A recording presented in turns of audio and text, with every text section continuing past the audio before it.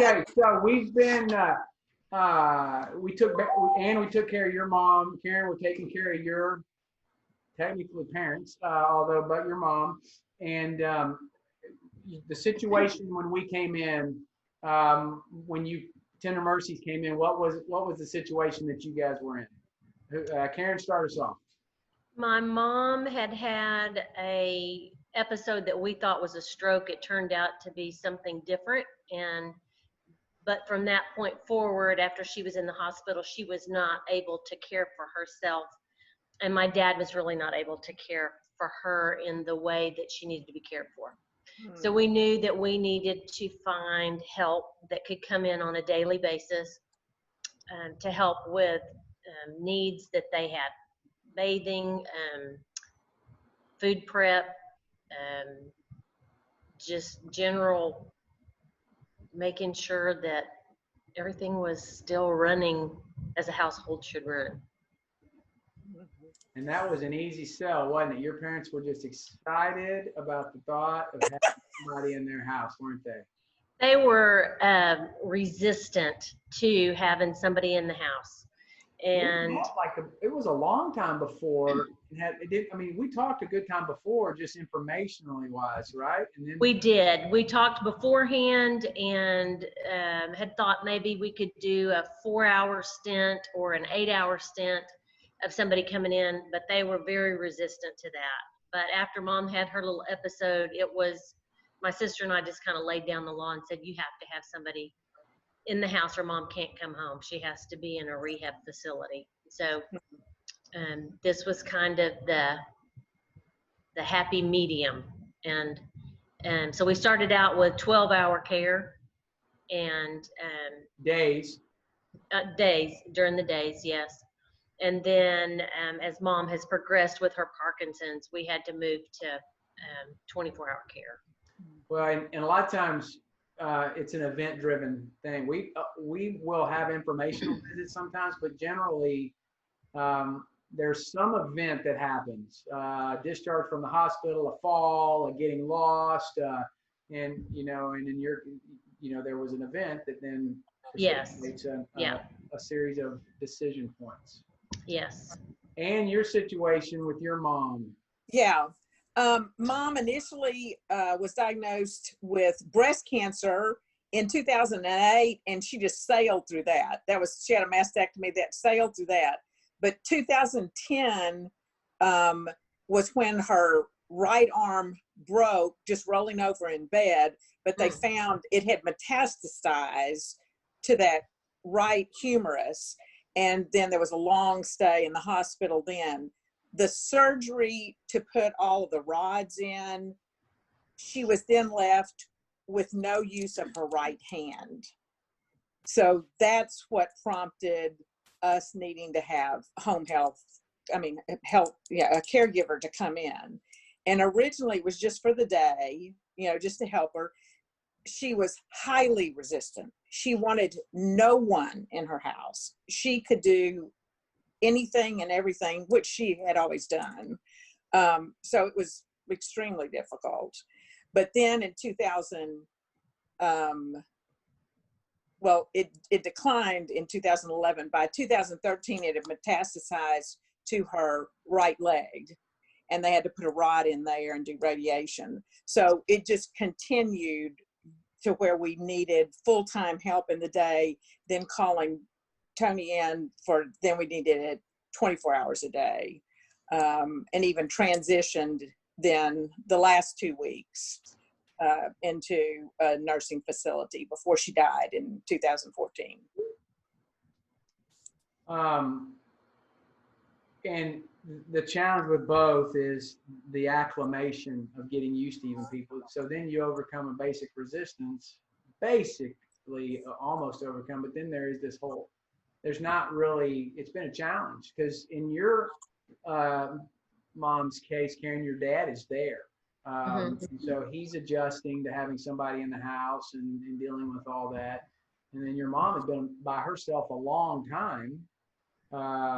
Anne, right? Oh, yes. No, Dad had died in 1986. She had been on her own since 1986. And obviously she had her routine, and that was her house, and she wanted things done a certain way.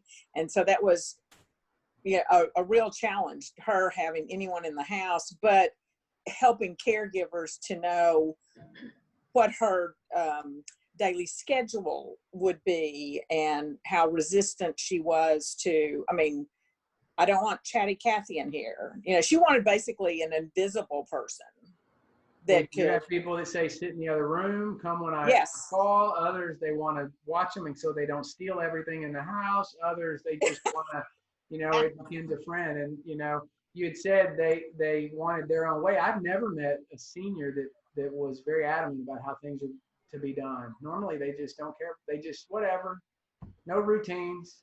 I'm Right. sure. Yeah. Yeah. Yeah, that was the biggest thing. I think that was a little cheeky. Okay, Yeah. good. That was, you know, what we had to deal with was the independence. They felt like they were giving up their independence. Yes. Had somebody Yes. else. And That's why the car keys are so hard to get. That's why, you know, it's incrementally they lose independence, and that has a direct correlation to their self-worth and you know, dignity and independence and all those things. You can't separate those things. which I was totally caught off guard by some of that, because I was trying to help, and I thought I was doing such a great thing, a good service for them, and they didn't see it quite the same way I did.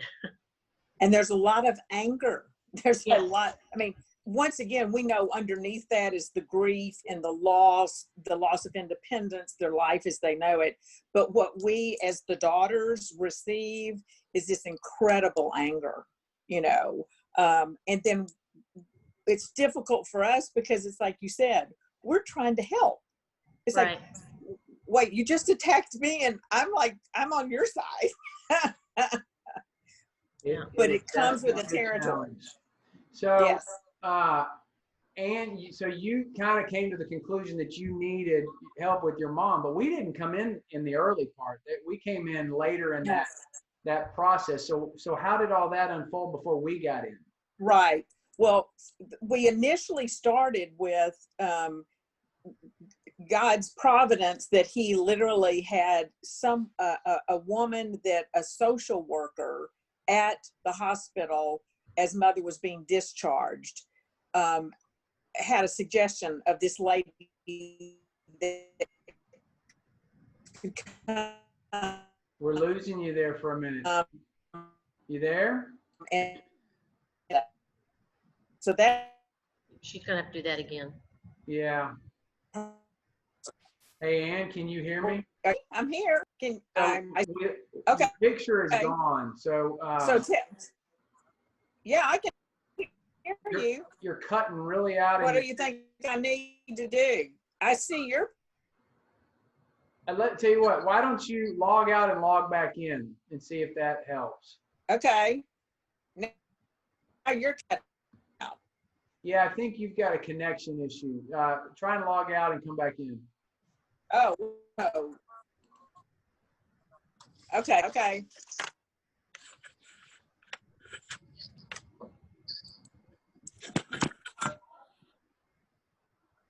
There you are. You see it? We see you. Okay. Perfect. There? Yeah. Can you hear it too? So, where I started with about mom, when we first got care, we actually had a suggestion by a social worker at Scott and White when she was being discharged one of the times, and gave us the name of a caregiver that could come just during the day. So that was Melanie. She came during the day, and that worked fine for a while. Then, as we needed more help, that's when I started making the phone calls to some of the other agencies early on, you know, to like come in, another hospitalization, and they would come in at night just so we could go and get a couple hours of sleep. And with different agencies, there were different problems. one was the how dependable or reliable they might be. On one occasion, it's like the night person, you know, maybe came in and there's no one there, or my day person is ready to leave, but the night person hasn't shown up. The one from the agency hasn't shown up. So then I'd get the call. Then I have to call the agency. It's like, hey, what's going on? There were also times when they knew that someone wasn't going to show up, but they didn't tell me. They just sent somebody else, which you can imagine what that's like. Not only my mother, but her day caregiver has a stranger at the back door. Mhm. And, you know, then they're calling me.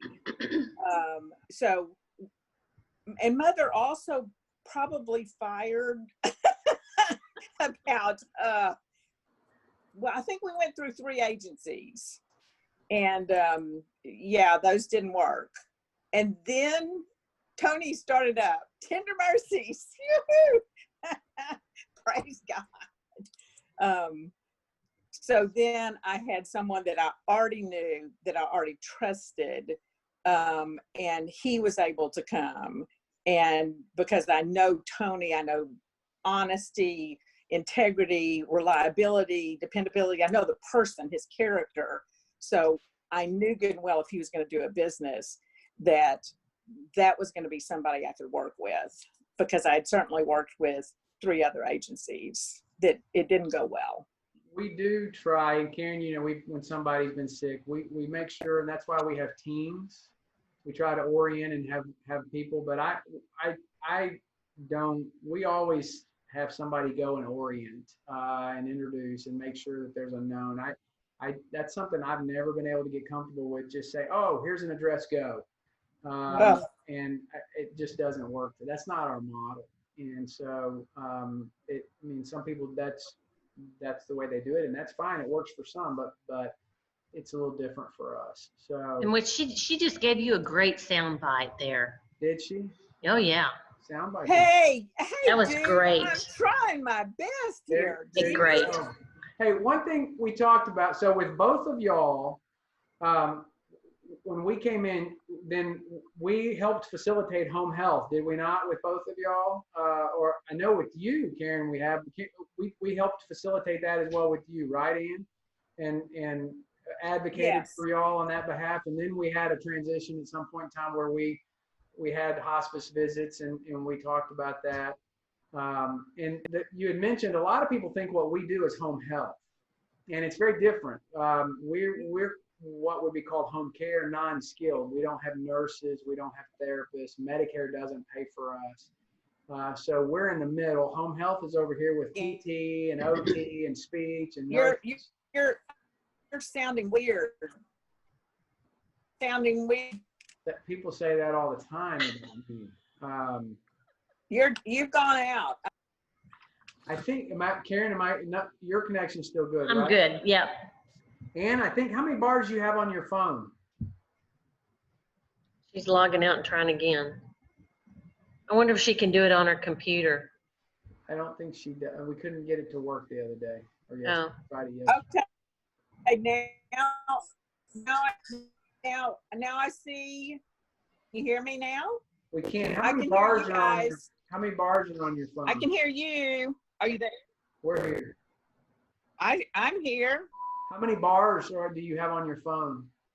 Well, right now all I have is my picture and your picture, so I don't see any bars. Hold on. To tell you how much service, like if you got good service or not? I can hear everything you're saying. I think it's when you go into the video, it's taking more bandwidth. You may not have the service over there.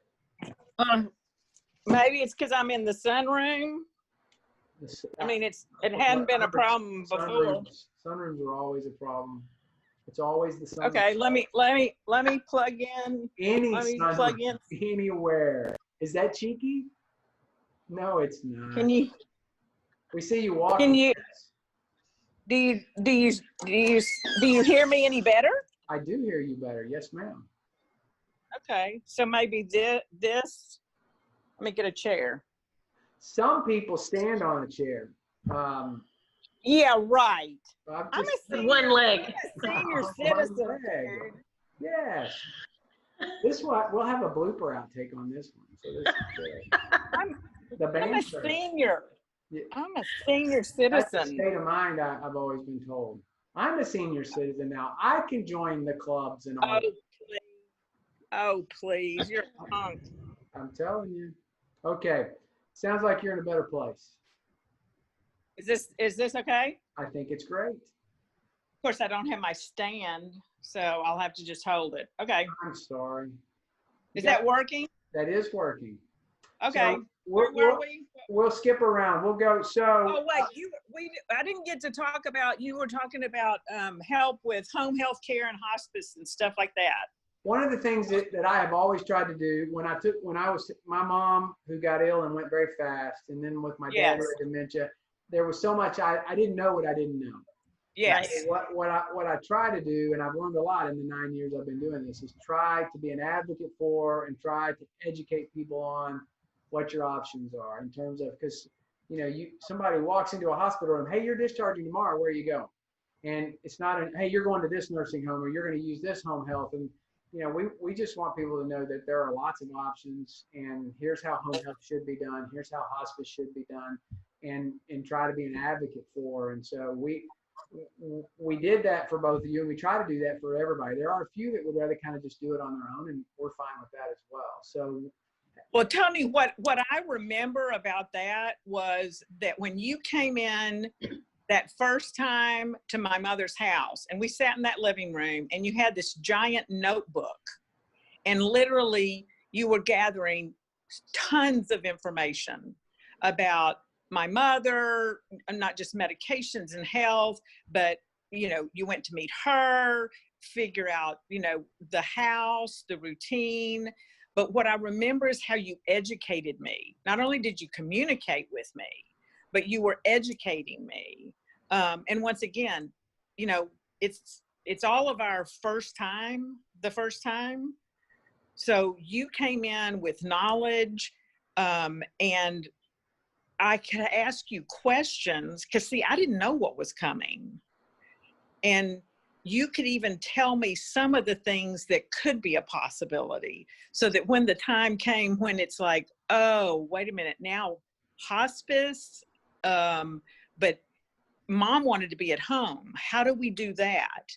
And you guided me through that. And then when it got to the point to where we couldn't do that at home anymore, you guided me through that.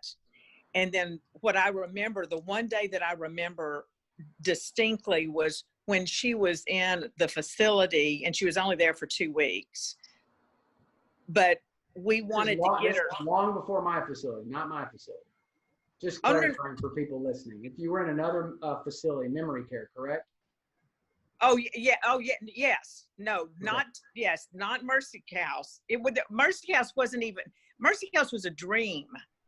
Mercy House did not exist at this time. This is 2013, and so mother is there, and we wanted to get her out because we were so disappointed with the care.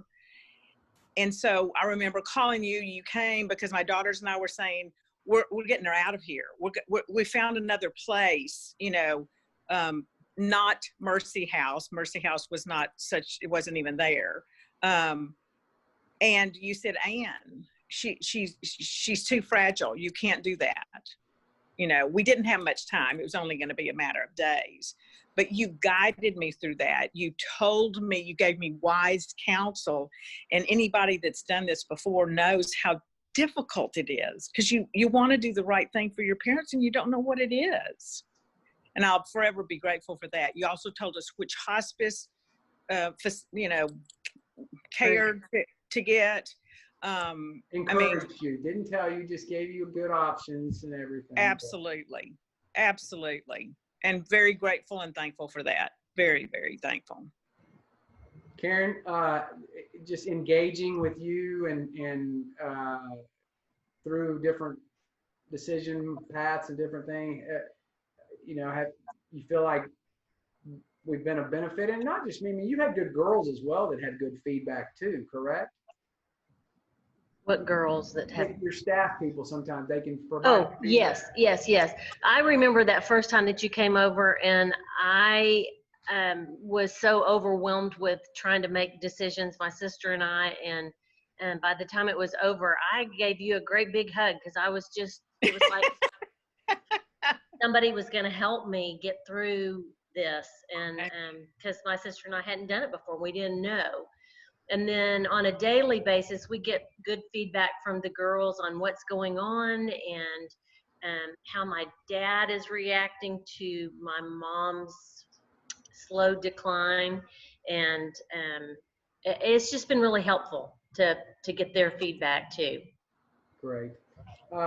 So, and this is not, luckily for you, you're long past this. The COVID stuff has been interesting though at your house, Karen. We started talking about this back in February. And I thought you were nuts. I thought you were crazy for all the, and it wasn't fear, but it was just be aware of what's coming, you know, and how I'm going to have to staff and how you're going to have to be available to help if needed. But between the little foot squishy thing that's at the door that takes care of germs to making sure that there's adequate paper towels and toilet paper and hand sanitizer and all those things, because that's been great. And just a heads up on things that are coming and how we can help my dad in particular kind of get through some of the COVID and staying at home and being responsible for himself.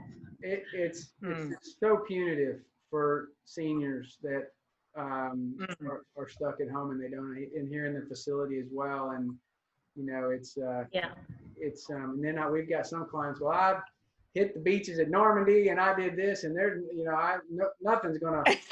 So they're head on going, bring it on, no mask, no nothing. And so, you know, it's definitely, it's been interesting. But now there's nobody here with your parents, so you're out of town. So overall, though, you have a sense of confidence that we have somewhat a good hand on. I can't even imagine having, well, no help at all, because that would be disastrous. But I can't imagine using another company, as we've heard people talk about, like Ann said, they wouldn't show up, or they showed up late, or they showed up not well. And we have never had any of that. If we have a new person that's coming, Tony has brought them over personally and introduced them to my parents. And that's always a great relief, because then they know that they're really from Tony's group. They're one of Tony's girls. And so that's always great. And then we've never had, if somebody had to leave early, we didn't miss a beat. We didn't even know. We didn't have to worry about it because somebody was taking care of it. Tony was taking care of it. And that's not to say there weren't bumps with caregivers. I mean, there was chemistry there, but we've had some bumps, but chemistry issues that sometimes people don't click and they need to go. You know, not that they're not we wouldn't put anybody there that we don't think, but yet chemistry is a very real issue. And so, you know, there have been, you know, we do end up with bumps and we work through them. In some of those types of things, do you feel like both of y'all, there was good engagement, communication as we worked through different bumps in the road? Yeah, absolutely. Yeah. In fact, my mom, in the earlier stages when she was still fairly vocal, she fired one of the girls, and I told her she couldn't do that, and because she just got miffed with something that happened. And you know, then they all came back together and talked about it, and it was okay. She stayed. She became one of the favorites. Good. And I think that's one thing that's so important with Tony, is that you're open, you keep communication flowing, you're going to listen to what the family members, as well as, you know, the client, that would be whatever their requests are. But you also set healthy boundaries with us as far as what you can and cannot expect for, I mean, is what Tender Mercies will be responsible for. And we're so grateful and thankful for all that they did. But I'm sure that there are other clients that could possibly take advantage of that. But I think Tony being so open and honest and communicating freely, and if you have concerns, I knew I could always talk to Tony. Yes. And he's gonna give you wise counsel. Hey, I don't click think on and Tony off ever again. sleeps. He's always available. Sleep is overrated. I do apologize for y'all having to call back in. We will, Not a problem. we were finishing up on a few things and we'll kind of start on the expectations thing. When I came in and visited with you guys, do you feel like I clearly communicated how we do it? Did I do a good job of tempering expectations? Do you feel like that overall, because expectations are very tricky, and that everybody, if you don't, and this is when I first got in this business, I didn't understand how important it was to temper expectations, because I remember one couple we used to care for, depression babies, the minute they would walk in the door, she would hand them a toothbrush and have them scrubbing tiles in the bathroom, because if we're going to pay you, you're going to do something. And so not just to sit and look at my husband. And so that, as I got into this business, I started learning, you know what, we have to let people know these girls are not maids. There's going to be downtime. So do you want them sitting in another room? Do you want them, over here? They'll do light housekeeping, but you're paying them to be there as much if you need them than that you need them all the time. And so I try to do a good job of, when we visit with people, of making sure I understand what their needs are. And one, can I even meet those needs?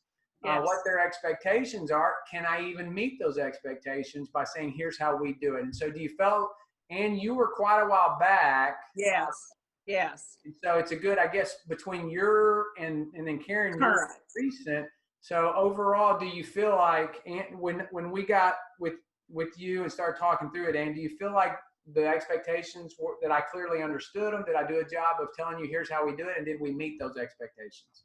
Absolutely. Because this was, years ago, and we had, you hadn't even really started the Tender Mercies. So we had gone through some other home healthcare. And so punk? Once again. Did you say punk? Home. Oh, I thought you said punk healthcare. I was going, okay. Home healthcare. Gotcha. I was going to say, wow. Home healthcare. You need to get some hearing aids, Tony. Dude, the guy's old. I know. The guy's really old. I know. So once again, when you're doing something for the first time, you're not even sure what the expectations are. But when you came in with that notebook and sitting there in the living room, and you had clearly defined, there were pages that would let us know. It's like, okay, these are the services that we are capable of giving. And, once again, you've communicated clearly. What is it that you need from us? And then, so for me, there was security in that. There was, okay, there's some kind of healthy boundaries here of what we can provide and we cannot. And of course, my mother was the opposite of the lady with the toothbrush. She wasn't going to give anybody something, because no one could clean her house the way she could back in the olden days. And so, she wanted them to be invisible, but bring my hot cocoa and lunch and stuff. So no, you did a really good job, because communication is so important. And even when we don't know what we need, you were helpful in letting us know some of the things that we did need to consider that I hadn't even thought of before. So no, I think you did a really good job. Very different from the other businesses that we had worked with before. It's interesting. So the documents, what she's talking about, Karen, is the same stuff that you signed. It is that at the very beginning, we developed these things, spent a ton of money in legal fees and all these other stuff to do our forms, to try to, because even from the other businesses I've been involved in, I've learned the hard way about expectations, and that I don't want to write a check I can't cash. I don't want you thinking that we're going to do things we can't. There's only been one major document revision or addition since we brought you on, Ann, and since we brought your family on, Karen, and that is what we call the boundaries document. And that was when I was learning the hard way, when I said, hey, there's two things in particular. These ladies are not family, and they're not friends. They're not even friends of the family. They are here to provide care, and we want it to be friendly. But they're not to be treated as friends or family. And so then we go through a few things. So that means don't ask them to do things that are more appropriate or for friends and family. We're not going to write checks out. We're not going to go to the bank and cash things. We're not keeping secrets. It's not unusual. Don't you tell Tony, I tell. And we make very clear on the up front now is that, we're not there to spy. We're not there to on your parents. We will provide feedback, but we're also not there to keep secrets from your family. And we ask families not to Facebook friend of the caregivers and all that. We really want boundaries so that here's clearly what you're supposed to do. Here's your lane. Don't get outside of your lane. Don't be making diagnoses. Don't be making recommendations. Don't be making, well, I think your mom is depressed. We try to get the staff. Sometimes families say, do you think she's depressed? Do you think we should do this? Because we want the boundaries to be very important. That's the only thing that's changed, Karen, from when Ann to you, is we have a document we really try to do. And that's one of our biggest battles is, as you have them together, they start developing relationships, and we want to keep it away from personal the best we can. So Karen, how did we do on expectations for you? I think you did great. Of course, we didn't know what we didn't know. And so I felt, like Ann said, you did a great job of kind of walking us through what we could expect, not only health-wise, but then staffing-wise. And I just think you did a great job. It is hard. The boundary thing is hard. Especially when somebody has a favorite, or the family member has a favorite, because it's not unusual as well for a family member to click particularly with a caregiver. Right. And so, it's important to try to I try to, because once you get out of that boundary and you start blurring the lines, a lot of times it ends up not ending where we have to end up pulling that caregiver out. Because they get too comfortable. We've had families have family meetings and want one of the caregivers at the family meeting. And I say, no, we're not doing that. The caregiver is not at a family meeting, because the caregiver is not family, and we're not going to blur those lines. But see, Tony, that's another difference with you is, and as you said, it's because of the experiences that you've had. But since you're such a clear communicator and you can see almost like where the train wreck's going to happen, but then you'll communicate with the caregivers as well as the family members. Because once again, trying to talk to our parents that maybe have Alzheimer's, that's not going to be effective. But you're really good about talking to the family members, but also your expectations that you have on those caregivers. And that's why we can trust you. We can rely on you, because once again, how much control do we have really over like a caregiver, or how close we're going to get to the parent? Karen's out of town, so you're here, so you at least saw them some. When we've got a lot of families that are out of town. So there's not a week that goes by I don't talk with a family that for whatever reason they can't afford the private care, or they're just calling asking for advice, and they're going to try and do it on their own. And they say, "What's the one thing?" And I just like I tell them, whatever you do, clearly communicate what your expectations are of this caregiver if you're going to hire them private. Put it where you clearly understand and they understand, and try to keep the boundaries from getting meshed or blurred, and because that's most often when they get into trouble. So what if there were one thing, or it could be a couple of things, what do you wish? So you're a year plus into the year and a half, Karen, I guess, really into it. And you had several years to look back, as you probably thought about it last night, since after we had to end our call for technical stuff. What do you wish you would have known back then that you know now? Hindsight, 2020. What if you know something now? What do you wish you would have known back then? Anything when you first started? Gosh, I think there's so many things, but it's like in any life experience, the way you learned it was the way you needed to learn it. I mean, it wasn't like, even if you had handed me some book and said, hey, Ann, this is the way you need to do it. But I think that we tried so hard. It was my daughters and I, and we tried so hard to make sure everything was perfect for Mother. And, you know, she wanted to be in that home. We did it as long as we could that way. And then when it was evident we had to go to a facility, there was no Mercy House at that time. And I mean, my daughters did research. They went and visited every one of these. They talked to every single one of those directors. And we thought we had the best, now expensive, but the best. And when we moved Mother, it was on an afternoon. By 10 o'clock the next morning, both my daughters and I were down with the director with our list of all the things that had not gone well. And that was one night.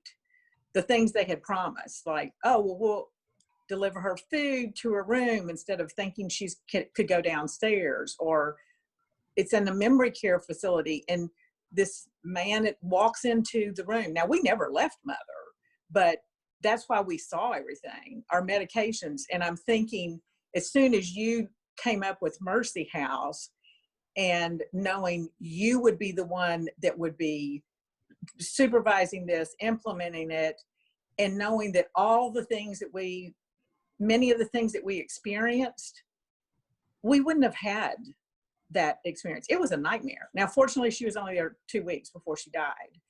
Your experience had an impact on definitely on my philosophy here. I mean, we were in a lot of facilities over the years, and that's one of the reasons that I was in the process of doing facility when this opportunity to buy this one. And so so you're saying, though, in terms of looking, but you don't really see anything that if you would have known it back then, because you felt like walking through that and going through that was just what needed to happen. No, I would have loved if I had someone that would have walked this road before me, would have been able to give me more information. But I think that's now been what's going on for me, is how many people I can now tell the story. I can literally tell them all the things that I learned through this that is helpful then for them. Even if it's, how do you set up the house and to make it so the caregiver comes in and all the routine's already written out, the idiosyncrasies that your mother has. I mean, I had a whiteboard and here's all the emergency phone numbers and here's all the, but I can give that information to people now. I think it would have been like a book. Literally, like when you have to come in and say, okay, guys, here's some guidelines. This is the way we can do this. This is what we can offer. But at the beginning, I didn't have that. It's strike out, try to look for help, and you take what you could get. I can remember now, one of the first caregivers that came when Mother was still in Scott and White.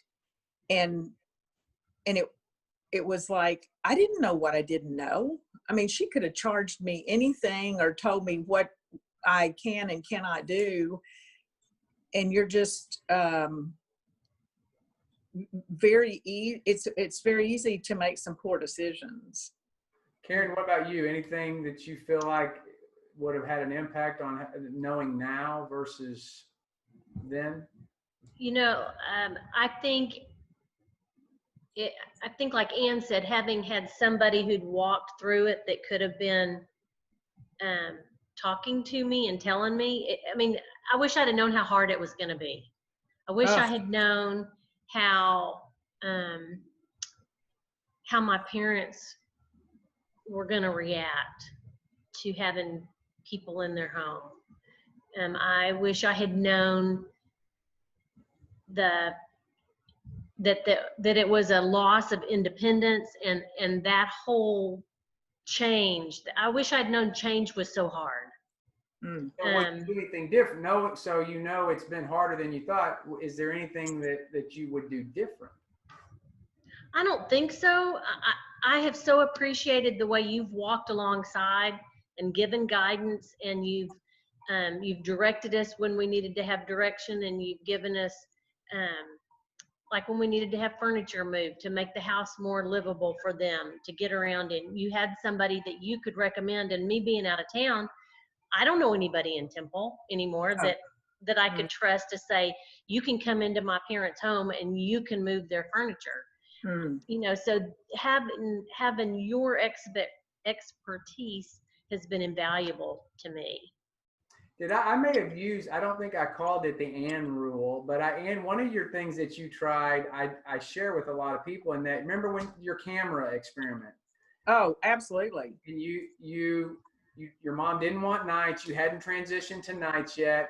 You were very fearful of what goes on when the person was gone. And Absolutely. so you put cameras in there, and I remember I wondered how that was going to go and I didn't know why. I was going, this is going to be hard. And so what happened, you ended up being in bondage to that camera.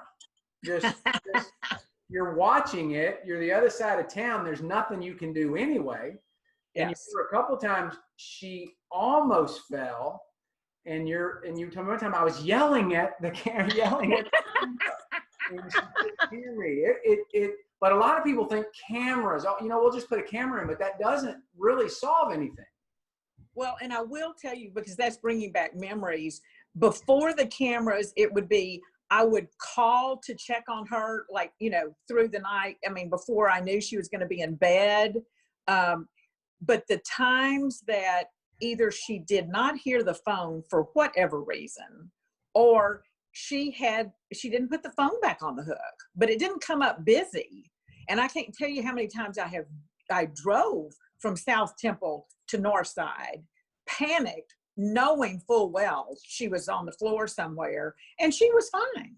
Mm-hmm. And that was, we'll call and say, we've been trying for 3 hours. Can you drive and check on them? That's normal. Yes. Bring it up. Yeah.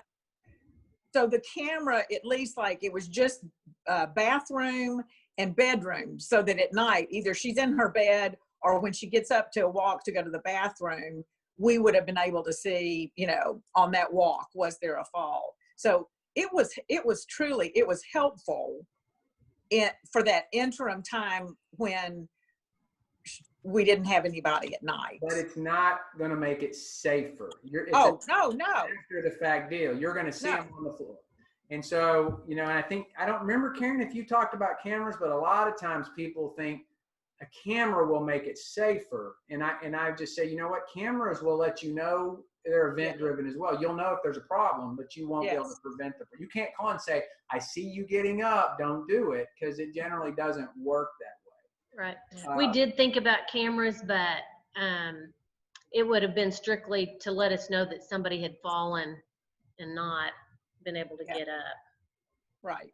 And then you would have been able to call Tony or them to say, we need to get over there. Well, that's one of my big concerns right now, is if something happens to my mom and my dad is left by himself, he's not going to want somebody in the house. He doesn't think he needs anybody in the house. No. But he's a fall risk. And so, I've told him, Dad, if you fall and nobody's there, you have a couple options. You're there till I call and check on you, or till you can work your way to the telephone and call 911. So, he won't even wear one of those little life That's what I was going to say. things. We literally got all of that. Mother refused. That little thing Yeah. stayed on the desk. She never put it on one time. But Yeah. what about when they put them on and they won't use them? 3 different instances we had over the years. People we weren't with in the night, we come in the day, they fell and they wouldn't push it because they didn't want the fire department to break down their door. So they laid there all night long. Yes. And we would walk in, and this is where we're at.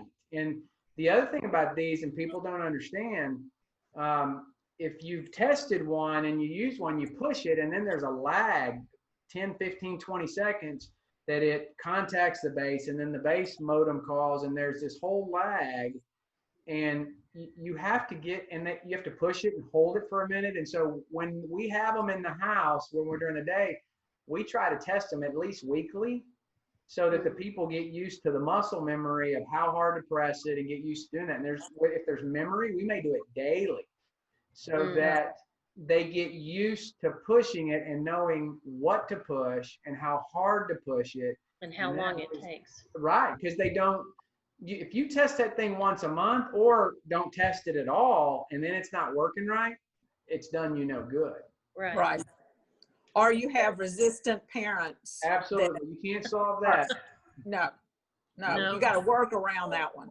That is a resistant parent or a resistant, they can make or break the whole deal. And so a lot of times I end up being a negotiator, in that we try to get the family, it's generally the family, the kids, and the parent, and there's a negotiation that goes on in terms of, okay, we'll try it for 2 weeks. We'll try nights for this long and see how it goes. And they're neat. A lot of times it's a negotiation. If you just come in there and say, okay, somebody's here 24/7, you've just taken away whatever left of their independence. Yes. Yeah. You did that with us, and that was helpful to do it that way. The mediation. Or just, we'll try it or you told us to say that, let's try it for a couple months and see how it goes. Well, then my dad saw that it was invaluable to have somebody there, because then he didn't have to worry about getting her in and out of the car to go to appointments. Our helper could do that. And then the night thing, our negotiation with him is always, Dad, if you run the help off, if you run off the girls that are so good to Mom, our only other option is for her to be in a facility. Yes. And then he goes berserk. No, can't do that. Can't do Yes. that. I wouldn't be able to see her. Okay, well, then be kind. Yes. Right now, if he really wouldn't see her if it Right. was COVID. No. Right. I just got off the phone with a lady that she doesn't know what to do. I mean, she went home not doing well. Now we're talking about a facility, and she knows she's not going to see her while she's in that facility. Right. It's tough. It is. Tony, I was just thinking, one of the things that I would have liked someone to have told me that I now tell people is taking time for yourself, and once again, I was caretaker that was present. Now Karen is from afar, but still the caretakers many times were better able at getting Mother to do things than myself. You're the doctor. You don't know. You do not know what you're talking about. You're the doctor. That's true. They get mad at the kids, and a lot of times I can go in. Yes. Even if they're mad at me. Absolutely. I can come in and say, okay, this is why we want to do this. Would you consider this? But the kids are the bad guys a lot of times, and Oh no, you absolutely are the bad guy, and emotionally it's really difficult. But how many times it was for my good to get in that car and drive away from the house, and I may be screaming or crying, either one, but that caregiver is able to go and once again say yes to mother when she's talking about, I don't know, the cocoa's too hot or the cocoa's too cold or the whatever. Got the But they wrong were, brand. yes, exactly. But they could handle it. And they told me, it's like, you know, Miss Ann, don't worry, you know, we can handle it. But once again, those of us that are the children of, that are now become the parents of our parents, it's emotionally just so difficult. So that's another blessing in having those caregivers that can come in that, you know, once again, she can do her whatever and they just let it, you know, water off a duck's back. But that it goes directly to our heart. Yep. But you need caregivers that can actually engage. Not that the parents want to engage them, but that can have a conversation with, that can somewhat, they're from all different cuts of life. There's no set age or different things like that, but you do need to find people that can actually engage, rather than some people who try to be caregivers, or they end up working for different places. They're not really able to engage, or they're not interested in engaging. And Yes. you know, Yeah.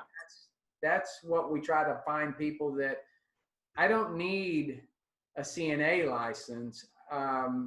I need somebody that has a heart for old folks. Yes. And that is a good communicator and that is teachable. And so they come in and there's a care plan in place. This is what we're doing. If there are specific things that we need to teach them or train them, then we do that. And we partner with home health and hospice. We call them care partners.